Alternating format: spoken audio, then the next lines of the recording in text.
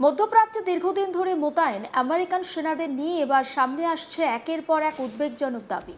যুদ্ধ পরিস্থিতির মধ্যে দীর্ঘ সময় সমুদ্রে থাকা, পর্যাপ্ত বিশ্রামের অভাব, সরবরাহ নিয়ে সমস্যা, এসব নিয়ে ইতিমধ্যে প্রশ্ন উঠেছিল। তার সঙ্গে এবার যুক্ত হচ্ছে খাবার, জল, সাবান এবং অন্যান্য নিত্য প্রয়োজনীয় জিনিসের ঘাটতির অভিযোগ।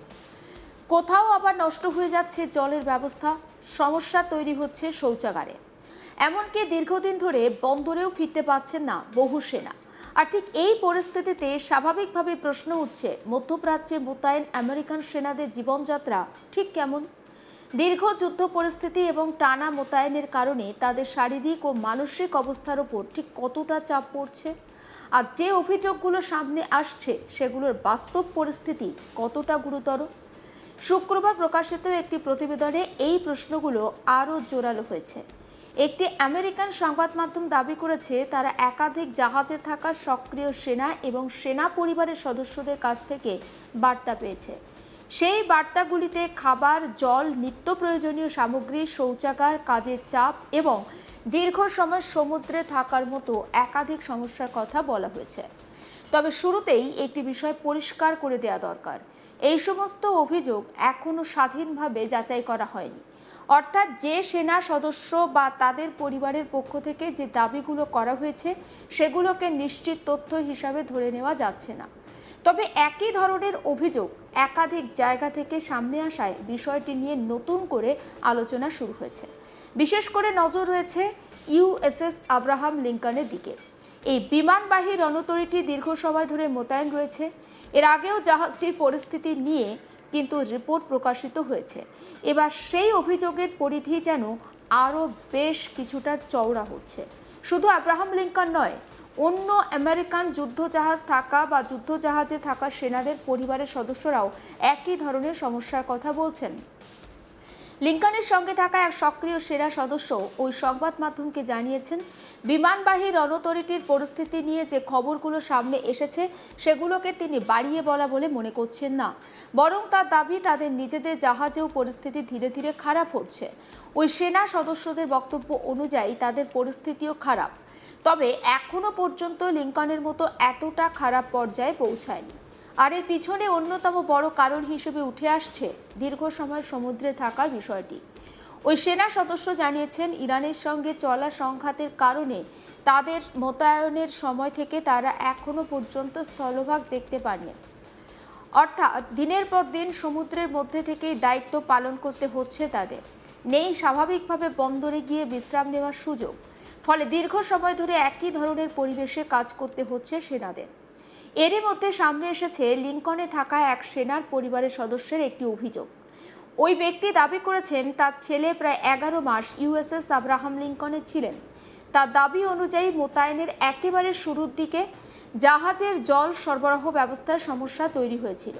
এর ফলে নাকি সেনারা ঠিকমতো স্নান করতে পারতেন না, এমনকি যে কাপড় ধোয়ার ক্ষেত্রেও সমস্যা তৈরি হয়েছিল। পরে পরিস্থিতি আরও কঠিন হয় বলে অভিযোগ। পরিবারের সদস্য দাবি, তিনি নির্দিষ্ট করে দেওয়া হয়েছিল যে স্নানের সময় বা সুযোগ, অর্থাৎ চাইলেও সেনারা যখন খুশি স্নান করতে পারতেন না। এর পাশাপাশি নিত্য প্রয়োজনীয় সামগ্রীর সরবরাহ নিয়েও সমস্যা তৈরি হয়েছিল বলে দাবি করা হচ্ছে। সবথেকে গুরুত্বপূর্ণ অভিযোগগুলোর একটি অবশ্য শৌচাগার নিয়ে। এই পরিবারের বা ওই পরিবারের সদস্যের দাবি, জাহাজে বেশ কিছু শৌচাগার বন্ধ হয়ে যায়, পরে সেগুলোর উপচে পড়ার মতো পরিস্থিতি তৈরি হয়।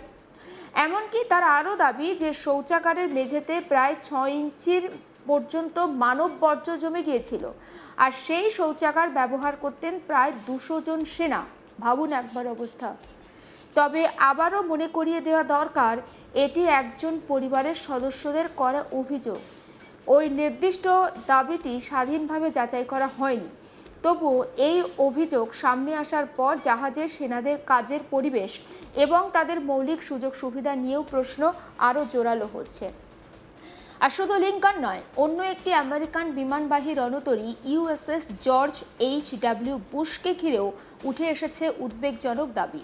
একজন পরিবারের সদস্য দাবি করেছেন ওই জাহাজটি টানা 136 দিন সমুদ্রে রয়েছে। 136 দিন অর্থাৎ প্রায় 4.5 মাসের কাছাকাছি সময় ধরে সমুদ্রে থাকা।